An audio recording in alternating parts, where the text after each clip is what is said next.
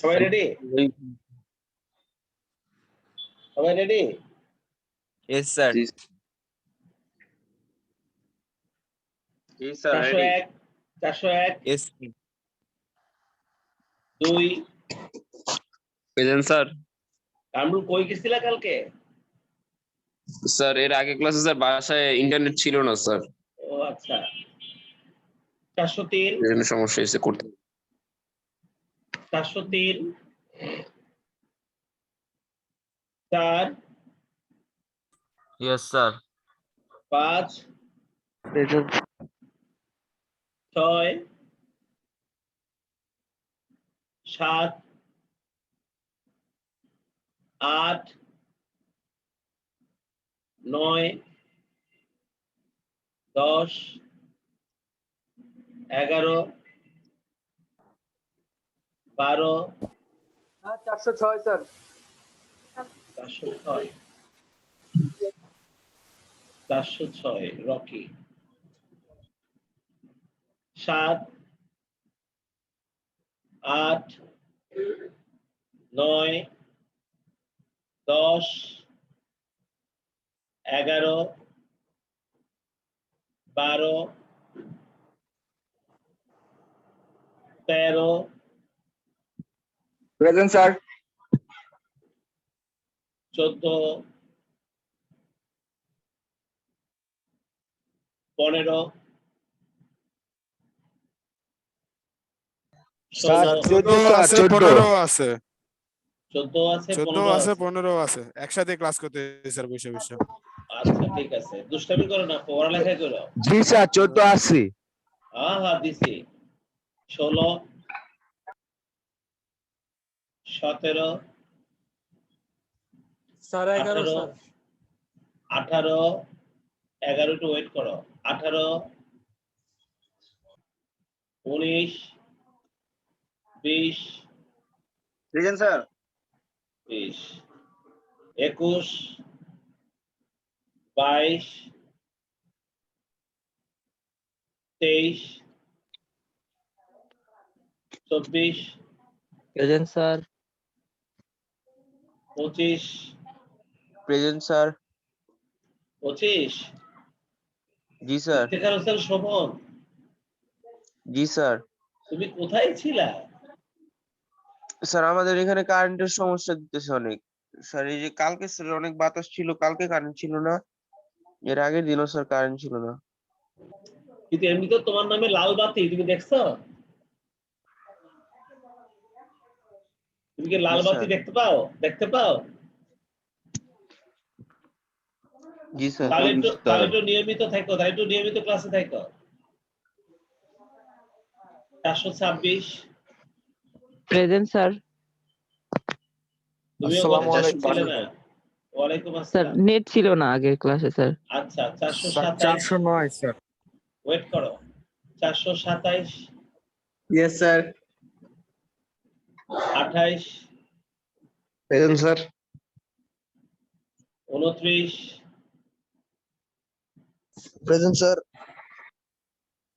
30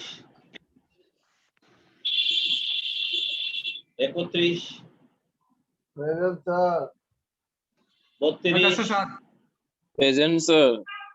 407। Wait করো। 33 34 35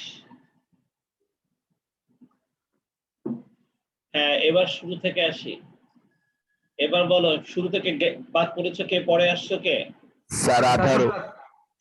409 407 418 412 sir. 411 sir হ্যাঁ 412 sir. আগের ক্লাসে স্যার আমি 412 স্যার আগের ক্লাসে স্যার শহীদুল স্যার আমি ইনফর্ম করছিলাম যে আমি ক্লাসে জয়েন করতে পারি না স্যার, নেটের প্রবলেম। এখানে স্যার অ্যাবসেন্ট দেওয়া স্যার আপনার এখানে। কোথায় কত রোল? 407 স্যার। শহীদুল স্যার আমি ইনফর্ম করছিলাম। স্যার 409 ইনফর্ম করছিলাম কিন্তু তুমি তো আসো তো নই। না স্যার এদিন ছিলাম না স্যার। হ্যাঁ, আমি নেট প্রবলেম লিখে রাখতে পারি, কিন্তু তোমাকে প্রেজেন্ট দেওয়া তো যাবে না, আমি তো আসেনি। Okay sir.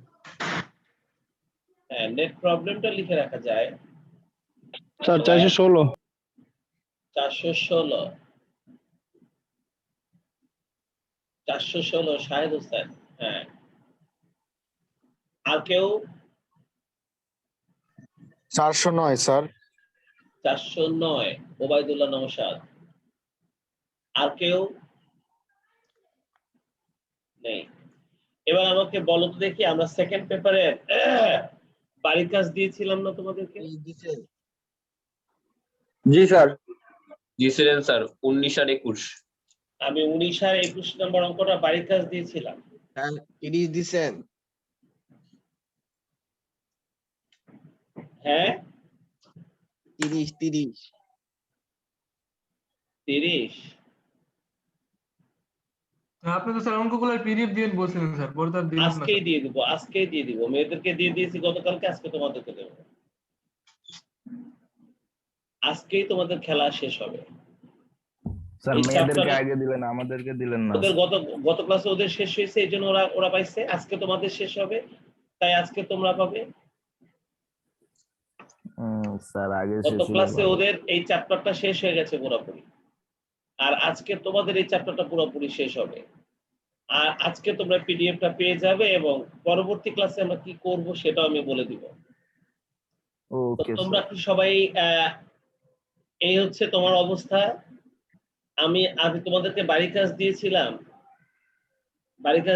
হচ্ছে 21 আর কত নাম্বার বললা? 19 আর 21। 19 আর 21। 19 Yes, sir. আর 21। এই 19 নাম্বার আর 21 নম্বর অঙ্কটা আমি বাড়ির কাজ দিয়েছিলাম তোমাদের। জি আমি স্যার। বাড়ির কাজ চেক করব। দেখালো চেহারা, বাড়ির কাজ চেক করব। এবং সায়েম নাসের,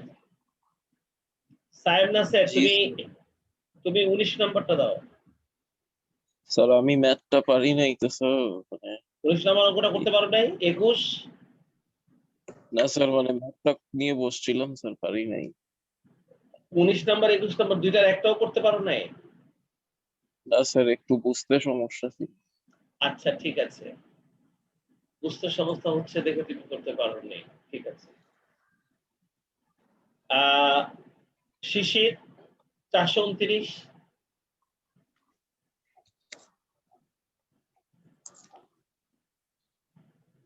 429 শিশির।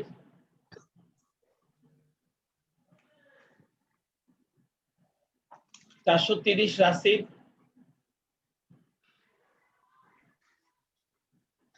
জি স্যার। রাসিব তুমি কি করেছো? 19 অথবা 21 কোনটা?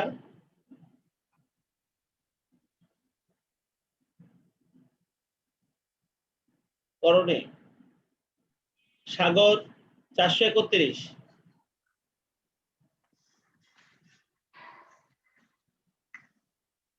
সাগর 431 করেছো?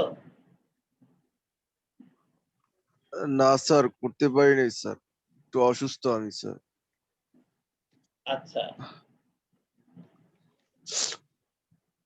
ফাহিম হোসেন 420।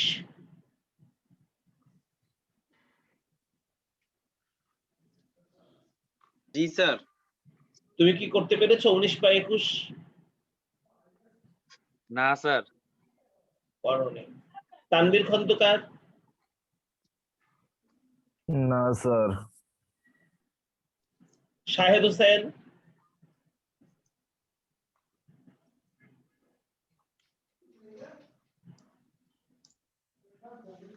শাকিল হোসেন 415।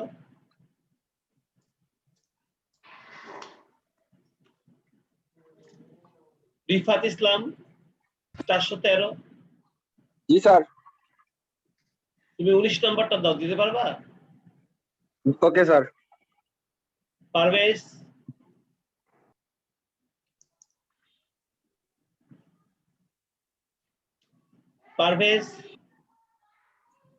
জি স্যার।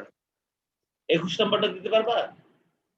স্যার আমার স্যার মনে ছিল না স্যার, আমি স্যার করতে ভুলে গেছি স্যার 21 নাম্বারটা। আচ্ছা, রিফাত ইসলাম 19 নাম্বারটা দাও। আকরাম, স্যার রাগ করেন না স্যার, মানে স্যার ভুলে গেছিলাম তো স্যার, এই স্যার নেটের আচ্ছা। প্রবলেমের কারণে স্যার পরে আর মনে ছিল আকরাম, না। আকরাম 401, আলী আকরাম, স্যার আমিও করিনি। ওবায়দুল্লাহ, করছি স্যার 402। কামরুল করছ? জি স্যার। তুমি তাহলে 21 নাম্বারটা দাও। আচ্ছা স্যার দিচ্ছি স্যার। আর তোমরা সবাই অঙ্কটার দিকে একটু তাকাও। আমি ওদের পাঠানো অঙ্কটা দেখছি, আর আজকেই আমি তোমাদেরকে এই চ্যাপ্টারের শেষ অঙ্ক দেখা দিব, এবং পরবর্তীতে আমরা 10ম অধ্যায় নিয়ে কি করব সেটা আমি তোমাদেরকে বলবো।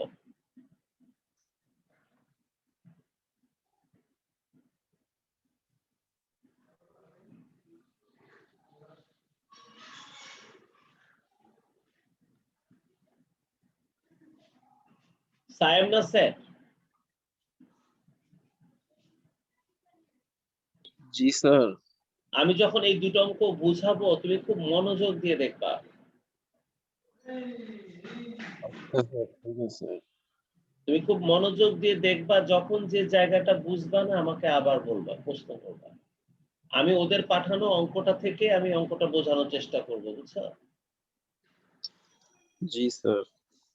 যেহেতু তুমি অঙ্কটা চেষ্টা করেছো, করতে পারোনি, তাহলে এই অঙ্কটা খুব ভালো মতো তোমার বোঝা হয়নি। তাহলে আমি আর একবার এই অঙ্কটা বোঝার চেষ্টা করবো। এটা এই উপরে রিফাতেরটা কি উপরেরটা? রিফাত, হ্যাঁ জি স্যার। রিফাতেরটা মনে হয় উপরেরটা আর নিচে কামরুলেরটা। হ্যাঁ, তো ঠিক আছে, আমি আগে কোশ্চেনটার মধ্যে চলে যাই। 19 নাম্বার কোশ্চেনটাতে চলে যায়, যেটা রিফাত পাঠিয়েছে। সায়েম নাসের, তুমি মনোযোগ দিয়ে দেখো, এখানে ওনারা আমাদেরকে বলছে সিয়াম কোম্পানির 2018 সালের শেষ 3 মাসের বিক্রয় টাকা ও মোট ব্যয় নিচে দেওয়া আছে। এটা হচ্ছে বিক্রয় টাকা, আর এটা হচ্ছে মোট ব্যয়। অক্টোবর মাস, নভেম্বর মাস, ডিসেম্বর মাস। যদি আরো 2 মাসের দিত তাও অসুবিধা নাই, আরো 5 মাসের দিত তাও অসুবিধা নেই। এইভাবে যখন একসঙ্গে অনেকগুলো তথ্য দেওয়া থাকে, তখন এখান থেকে এটা তো মোট ব্যয়। দেখো সায়েম নাসের, এটা কিন্তু মোট ব্যয়। মোট ব্যয়ের মধ্যে কিন্তু পরিবর্তনশীল ব্যয়ও আছে, আবার স্থায়ী ব্যয়ও আছে। আমরা জানি মোট ব্যয়কে 2 ভাগে ভাগ করা হয়। একটা অংশকে আমরা বলি পরিবর্তনশীল ব্যয়, আর একটা অংশকে আমরা বলি স্থায়ী ব্যয়। কিন্তু এই মোট ব্যয়ের মধ্যে কিন্তু দুইটাই আছে। তাই যদি এইভাবে কখনো মোট ব্যয়কে একসাথে করে দেয়, তাহলে আমরা সব সময় হাই ভলিউম লো ভলিউম মেথডে এখান থেকে আমরা মোট ব্যয়কে আলাদা করে পরিবর্তনশীল ব্যয় এবং স্থায়ী ব্যয় বের করি সব সময়। কিভাবে বের করি? আমরা আমাদের মোট যে ব্যয়টা দেওয়া থাকে এর মধ্যে সর্বোচ্চ সীমা এবং সর্বনিম্ন সীমা, তার মানে সবচেয়ে বড় ব্যয়টা কত ছিল? 1 লাখ। সবচেয়ে বড় বিক্রয়টাও 1,50,000। আবার সবচেয়ে ছোট ব্যয়টা কত ছিল? 80,000। আবার সবচেয়ে ছোট বিক্রয়টা ছিল 1 লাখ। তাহলে এই দুটো ডাটা দিয়ে সবচেয়ে ছোটটা আর সবচেয়ে বড়টা দিয়ে আমরা আমাদের এই অঙ্কটা করব। মাঝখানেটা আমাদের কোনো কাজে লাগবে না। যখন এইভাবে তথ্য দিয়ে দিবে, তখন সর্বোচ্চ সীমা আর সর্বনিম্ন সীমা দিয়ে সবসময় অঙ্ক করতে হয়। সাইম নাসারি, আমার এই প্রথম কথাটা কি তোমার মনে থাকবে? জি স্যার। এইভাবে যদি কখনো প্রশ্ন দিয়ে দেয়, তাহলে আমরা সব সময় কি করব? আমরা সর্বোচ্চ সীমা আর সর্বনিম্ন সীমার ডাটাগুলো ধরে মোট ব্যয় এবং বিক্রয় ধরে আমরা অঙ্কটা করব। আর এটাকে আমরা high volume low volume method বলি, বা সর্বোচ্চ সীমা সর্বনিম্ন সীমা বলি। আর সেটা স্যার আবার একটু কিভাবে বুঝাই করে? দিবেন স্যার, একটু প্রবলেম হইতেছে। কি বলো?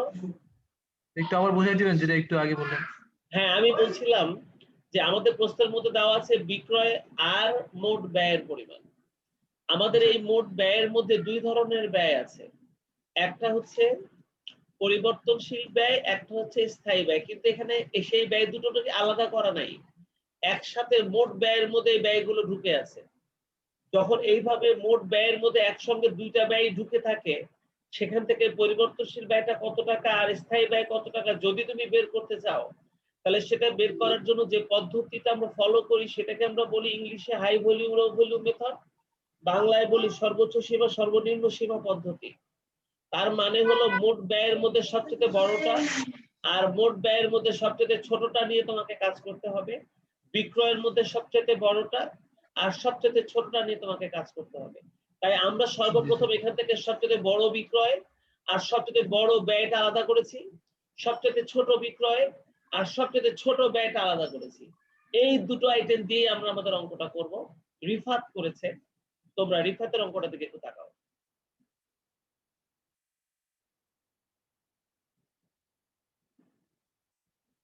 এই যে দেখো, ও প্রথমে দেওয়া আছে, স্যার এটা না, এটার আগেরটা। এটা 21। ও আচ্ছা, এটা 21 নাম্বার। এটা কি কামরুলের?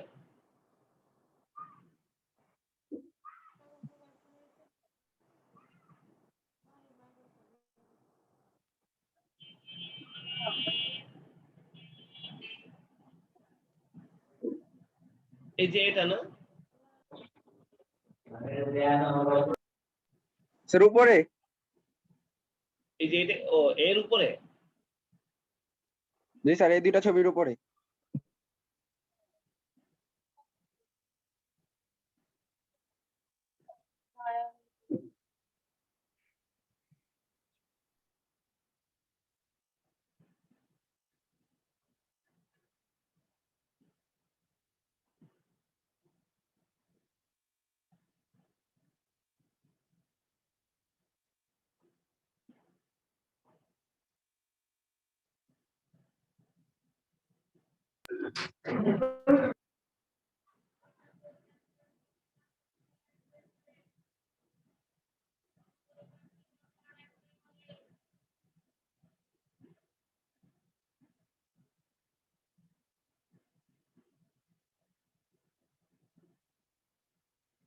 রিফাতের কি একটা পেজে হয়ে গেছে তাই যে এটা? জি স্যার, দেখো, একটা পেজই হয়ে গেছে, ছোট তো। হ্যাঁ এই দেখো 19 নম্বর অঙ্কটাও করেছে। এখানে যে তথ্যগুলো ছিল বিক্রয় টাকা এবং মোট ব্যয় টাকা, এই দুইটা ঘরেও রাখছে, কিন্তু মোট তিনটা করেছিল কিন্তু দুইটা নিয়েছে। সর্বোচ্চ সীমা সবচেয়ে বড় বিক্রয়টা নিয়েছে 1,50,000 আর সবচেয়ে বড় ব্যয়টা নিয়েছে 1 লক্ষ। আর সর্বনিম্ন সীমা সবচেয়ে ছোট বিক্রয়টা নিয়েছে 1 লক্ষ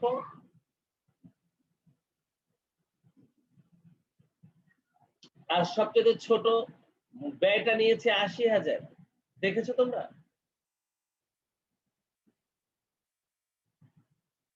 এখন ও কি করেছে, এই মোট বিক্রয় 1,50,000 টাকা সর্বোচ্চ ছিল, সর্বনিম্ন ছিল 1 লক্ষ, এটা বিয়োগ করেছে। তাহলে বিক্রয়ের পার্থক্য হলো 50,000 টাকা। দেখো বিক্রয়ের পার্থক্য হলো 50,000 টাকা। 50,000 টাকা বিক্রয়ের পার্থক্য করার কারণে এখানে ব্যয়েরও পার্থক্য করেছে 20,000 টাকা। তাহলে তোমরা একটা কথা বলো, 50,000 টাকা বিক্রয় বাড়ার জন্য ওর ব্যয় বেড়ে গেছে 20,000। 50,000 টাকা বিক্রয় বাড়ার জন্য ওর ব্যয় বেড়ে গেছে কত? 20,000। সাইমনাসের খেয়াল করো, এই দুটো ব্যয় নেওয়ার কারণে ব্যয় বিয়োগ করেছো, বিয়োগ করে দেখা গেছে যে বিক্রয়ের পরিমাণ 50,000 বৃদ্ধি করার কারণে ওর ব্যয়ের পরিমাণ 20,000 বেড়ে গেছে। বিক্রয়ের বৃদ্ধির সাথে সাথে যে পরিমাণ ব্যয় বৃদ্ধি পায় ওটাকেই পরিবর্তনশীল ব্যয় বলে। আর তাই পরিবর্তনশীল ব্যয় অনুপাত বের করতে গিয়ে আমরা এই 20,000 কে এই 50,000 দিয়ে ভাগ করেছি। তোমরা কি বুঝতে পেরেছো সবাই? বিক্রয় বৃদ্ধির সাথে সাথে যে পরিমাণ ব্যয় বৃদ্ধি পায় তাকেই পরিবর্তনশীল ব্যয় বলে। আমি বিক্রয় বিয়োগ করে দেখলাম আমার বিক্রয় বেড়ে গেছে 50,000, তাহলে আমার ব্যয় বেড়ে গেছে 20,000। তাহলে 50,000 টাকার বিক্রয় বাড়ার কারণে আমার ব্যয় বেড়ে গেছে 20,000। তাহলে 50,000 টাকা বিক্রয় বাড়ার কারণে আমার ব্যয় বেড়ে গেছে 20,000। তাহলে এই ব্যয়টা পুরোটাই পরিবর্তনশীল ব্যয়। তাই পরিবর্তনশীল ব্যয় অনুপাত বের করতে গেলে এই পরিবর্তনশীল ব্যয়কে এই বিক্রয়টা দিয়ে ভাগ করতে হবে। ও করে 0.4 বের করেছে বা 40%। তাহলে আমরা পরিবর্তনশীল ব্যয় অনুপাত পেয়ে গেলাম। আর পরিবর্তনশীল ব্যয় অনুপাত যতটুকু হয় বাকিটুকু হয় দত্তাংশ অনুপাত। আর এই কারণে ও দত্তাংশ অনুপাত বের করে ফেলছে 100% থেকে পরিবর্তনশীল ব্যয় অনুপাতের বিয়োগফল। কারণ পরিবর্তনশীল ব্যয় অনুপাত যত পার্সেন্ট হয় বাকি অংশটুকু হয় দত্তাংশ অনুপাত। আর এই কারণেই ও দত্তাংশ অনুপাত লিখছে 100% থেকে পরিবর্তনশীল ব্যয় অনুপাতটা বিয়োগ করে, অর্থাৎ 100% থেকে 40% বিয়োগ করে ও 60% বের করে ফেলেছে। 60% হয়ে গেছে ওর দত্তাংশ অনুপাত। তাহলে আমাদের খ নাম্বার প্রশ্নের জবাব দত্তাংশ অনুপাতটাও বের হয়ে গেল। 100% থেকে পরিবর্তনশীল ব্যয় অনুপাতটা বিয়োগ করেই আমরা দত্তাংশ অনুপাতটা পেয়ে গেলাম 60% বা 0.60। এবার স্থায়ী ব্যয় দেখো, মোট ব্যয়ের মধ্যে স্থায়ী ব্যয়ও আছে, পরিবর্তনশীল ব্যয়ও আছে। আমি যদি সেই মোট ব্যয় থেকে শুধু পরিবর্তনশীল ব্যয়টা বাদ দিয়ে দেই তাহলে আমি আমার স্থায়ী ব্যয় পেয়ে যাব। তুমি ইচ্ছা করলে এই মোট ব্যয়টা এখন সবচেয়ে ছোটটাও ধরতে পারো, তুমি ইচ্ছা করলে সবচেয়ে বড়টাও ধরতে পারো। ও সবচেয়ে ছোটটা ধরেছে, তাহলে মোট ব্যয় সবচেয়ে ছোটটা ধরেছে বলে আমাদের যে পরিবর্তনশীল ব্যয় অনুপাত আসছে 0., হ্যাঁ এ তো ভুল করে ফেললা। 0.6 তো দত্তাংশ অনুপাত, তোমার পরিবর্তনশীল ব্যয় অনুপাতটা 0.40 না?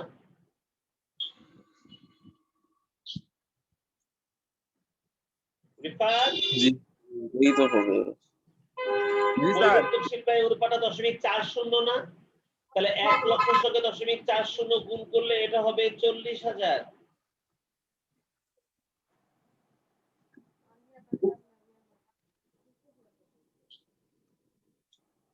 তাহলে 80,000 থেকে 40,000 বাদ দিলে আমাদের স্থায়ী ব্যয়টা হবে 40,000।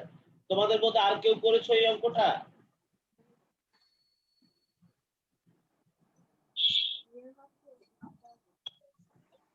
আমাদের স্থায়ী ব্যয়টা 40,000 টাকা হবে। রিফাত, তুমি কি তোমার ভুলটা বুঝতে পেরেছো? জি স্যার, জি স্যার। তোমার 0.6টা কিন্তু দত্তাংশ অনুপাত বের করেছিলা তুমি কিন্তু এখন পরিবর্তনশীল ব্যয় বের করতে চাচ্ছ, তাহলে কি পরিবর্তনশীল ব্যয় অনুপাত দিয়ে গুণ করবো না? তোমার পরিবর্তনশীল ব্যয় অনুপাতটা ছিল 0.40, তাহলে 1 লক্ষের সঙ্গে 0.40 গুণ করলে হবে 40,000। 80,000 থেকে 40,000 বাদ দিলে 40,000 টাকা হবে তোমার স্থায়ী ব্যয়। তাহলে রিফাতের স্থায়ী ব্যয়টা হবে 40,000।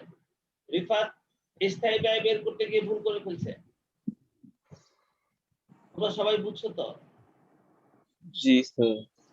ওর ভুলটা বুঝছো তো? এবার সমচ্ছেদ বিন্দু টাকা, সমচ্ছেদ বিন্দু টাকা বের করতে গিয়ে ওর ভুল হয়ে গেছে, কারণ ওর স্থায়ী ব্যয়টা ভুল হয়েছে, সেজন্য সমচ্ছেদ বিন্দু টাকাটাও ওর ভুল হবে।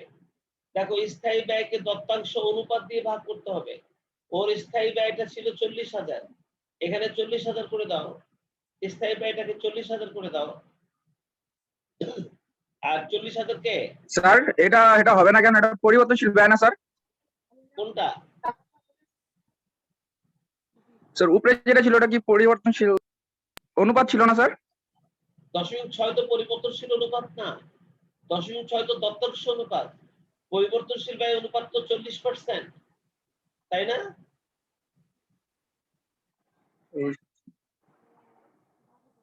তুমি জি দেখো স্যার।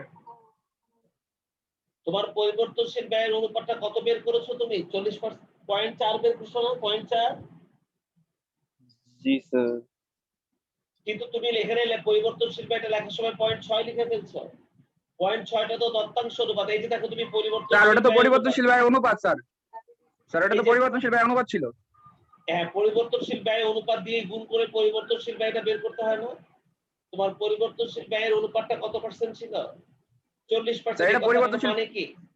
বিক্রয় যত স্যার এটা টাকা হবে, পরিবর্তনশীল, হ্যাঁ বলো। স্যার এটা তো পরিবর্তনশীল ব্যয় অনুপাত বের করছি, আমি তো এটা পরিবর্তনশীল ব্যয় বের করিনি।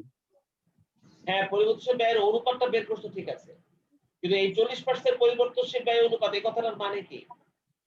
বিক্রয় 100 টাকা হলে পরিবর্তনশীল ব্যয় 40 টাকা, তাই না?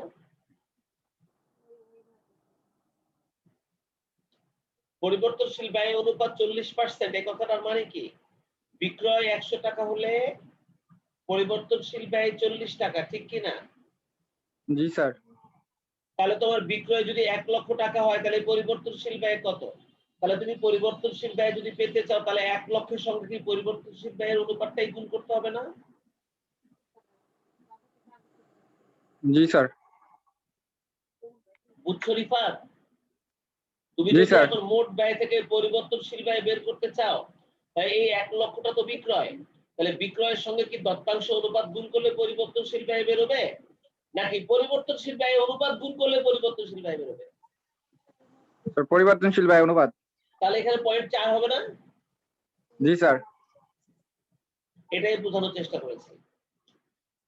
এই ভুলটা তুমি এখানে করে ফেলছো। তারপরে চলো সমচ্ছেদ বিন্দু টাকাটা তাহলে তোমার ভুল হয়ে গেছে। সমচ্ছেদ বিন্দু টাকার মধ্যে যে স্থায়ী ব্যয়টা তুমি লিখবা সেটা 20,000 নয়, ওটা হবে 40,000। তাহলে তুমি 40,000 কে 0.6 দিয়ে ভাগ করো। 40,000 কে 0.6 দিয়ে ভাগ করলে কত হয়? 66,667।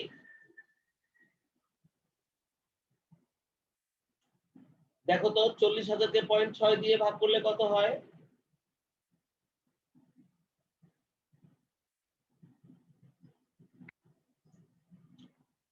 স্থায়ী ব্যয়টা ছিল 40,000। 40,000 কে 0.6 দিয়ে ভাগ করো, কত হয়?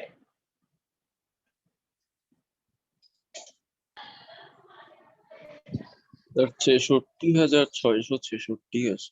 বা 67, এটাই হবে, ঠিক আছে। তুমি এই অঙ্কটা ভুল করে ফেলছো। জি স্যার। এবার চলো আমরা ইয়ের ঘরে যাই।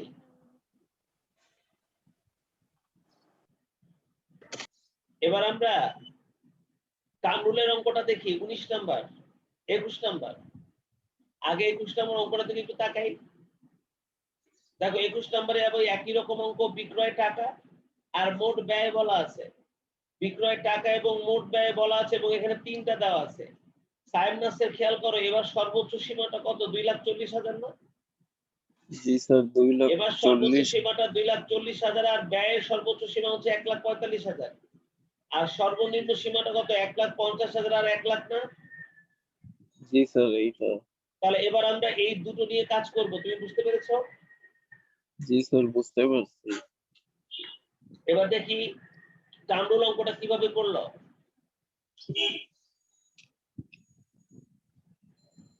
এটা না কামরুলের, এটা না নিচেরটা, কোনটা?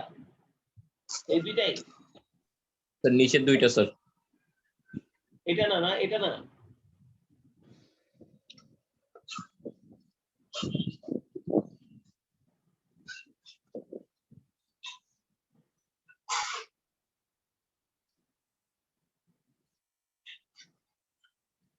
দেখো কামরুল কিভাবে অঙ্কটা করেছে।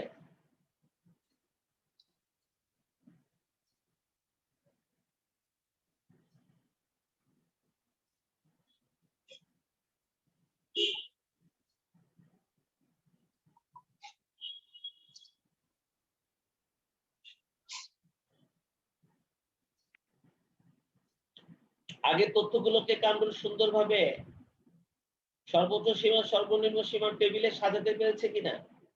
আর এই অঙ্কগুলো এভাবেই করতে হয়। চলো আমরা ওর প্রথম অঙ্কটা দিকে একটু তাকাই, 21 নম্বর অঙ্কটা দিকে।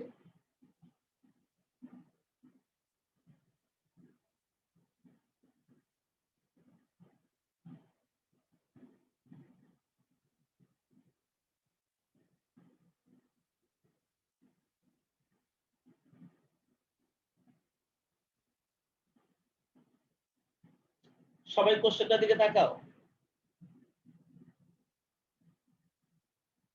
এখানে কামরুল যখন অঙ্কটা করেছে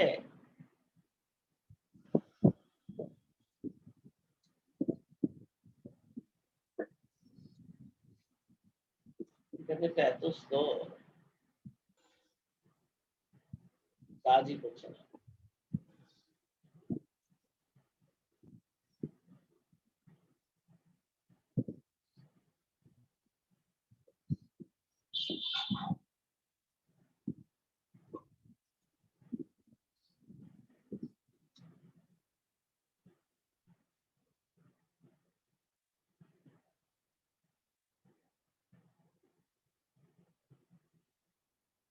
দেখো ও সর্বোচ্চ সীমা 2,40,000 বিক্রয় আর মোট ব্যয় 1,45,000, সর্বনিম্ন সীমা 1,50,000 টাকা বিক্রয় আর মোট ব্যয় 1 লক্ষ টাকা লিখছে পাশাপাশি। এবার বিয়োগ করছে, বিয়োগ করলে ওর বিক্রয়ের পার্থক্য দাঁড়িয়েছে 90,000 আর ব্যয়ের পার্থক্য দাঁড়িয়েছে 45,000। এই যে ব্যয়ের পার্থক্য যে 45,000 বের হয়েছে এটা পুরোটাই পরিবর্তনশীল ব্যয়, কারণ 90,000 টাকা বিক্রয় পরিবর্তনের সাথে সাথে বা 90,000 টাকা বিক্রয় বেড়ে যাওয়ার সাথে সাথে খরচও বেড়ে গেছে 45,000। যে সমস্ত খরচ বিক্রয় বাড়ার সাথে সাথে বাড়ে তাদেরকে পরিবর্তনশীল ব্যয় বলে। তাহলে এই 45,000 টাকার পুরোটাই পরিবর্তনশীল ব্যয়। আর একে যদি আমরা এই বিক্রয় টাকা দিয়ে ভাগ করি তাহলে কিন্তু আমরা পরিবর্তনশীল ব্যয় অনুপাতটা পেয়ে যাব। তাহলে চলো দেখি কাবুল এবার পরিবর্তনশীল ব্যয় অনুপাত বের করতে পারলো কিনা। ও যদি এখন এই পরিবর্তনশীল ব্যয়ের এই পার্থক্যটাকে ও যদি এই বিক্রয়ের পার্থক্যটা দিয়ে ভাগ করে দেখো, তাই করেছে। 45,000 কে ওই 90,000 দিয়ে ভাগ করে দেখো পরিবর্তনশীল ব্যয় অনুপাত পেয়ে গেছে। তাহলে ওর পরিবর্তনশীল ব্যয় অনুপাত 0.50 বা 50% চলে আসছে।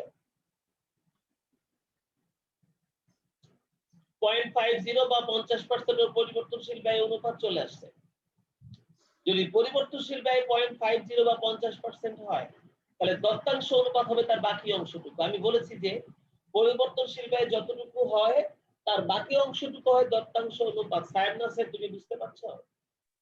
জি স্যার, বুঝতেছি। সেই জন্য ও দত্তাংশ অনুপাতটা এখন বের করেছে। দেখো ওই 100% থেকে পরিবর্তনশীল ব্যয়টা বিয়োগ করে দিয়েছে। 100% থেকে 0.5 বিয়োগ করে দিয়ে ও কিন্তু বাকি 50% বের করে ফেলছে দত্তাংশ অনুপাত। তার মানে এই অঙ্কে ওর দত্তাংশ অনুপাতটাও 50%, এই অঙ্কে ওর পরিবর্তনশীল ব্যয় অনুপাতও 50%, এই অঙ্কে ওর দত্তাংশ অনুপাতটাও 50%, এই অঙ্কে ওর পরিবর্তনশীল ব্যয়টাও 50%। তোমরা দেখেছো? এবার আর 3 নাম্বার রিকোয়ারমেন্ট স্থায়ী ব্যয়টা বের করবে। তোমরা বলো স্থায়ী ব্যয় বের করতে হলে মোট ব্যয় থেকে শুধু পরিবর্তনশীল ব্যয়টা বাদ দিলেই হবে। মোট ব্যয় থেকে শুধুমাত্র পরিবর্তনশীল ব্যয়টা বাদ দিলেই হবে, সেটাও পরের পেজে করেছে। মোট ব্যয় থেকে পরিবর্তনশীল ব্যয় বাদ দিতে হলে মনে রাখবে পরিবর্তনশীল ব্যয়টা কিন্তু আমরা বের করার সময় পরিবর্তনশীল ব্যয় অনুপাত দিয়ে গুণ করব। রিফাতের মতো কিন্তু ভুল করা যাবে না। পরিবর্তনশীল ব্যয় পেতে হলে পরিবর্তনশীল ব্যয় অনুপাত দিয়ে গুণ করতে হয়। তাহলে আমরা এখন পরিবর্তনশীল ব্যয় অনুপাত দিয়ে আমরা স্থায়ী ব্যয়টা বের করব। যে স্থায়ী ব্যয়টা হবে মোট ব্যয় থেকে পরিবর্তনশীল ব্যয়টা বাদ দিবে। দেখি কামরুল কি করেছে। স্যার মোট ব্যয়ের ভিতরে কি স্যার সর্বোচ্চ সীমা বা সর্বনিম্ন সীমা যে কোনো একটা নিলেই চলবে? যে কোনো একটা নিলেই হবে। আমরা তো গত ক্লাসে যখন করেছি হাতে হাতে তখন আমি তোমাদেরকে প্রমাণ করে দিয়েছি যে যে কোনোটাই ধরলেই কিন্তু তুমি একই রেজাল্ট পাবে। সর্বোচ্চটা ধরলেও যে রেজাল্ট পাবে, সর্বনিম্নটা ধরলেও তুমি সেই রেজাল্টই পাবে। তো দেখো এই যে কামরুল করেছে,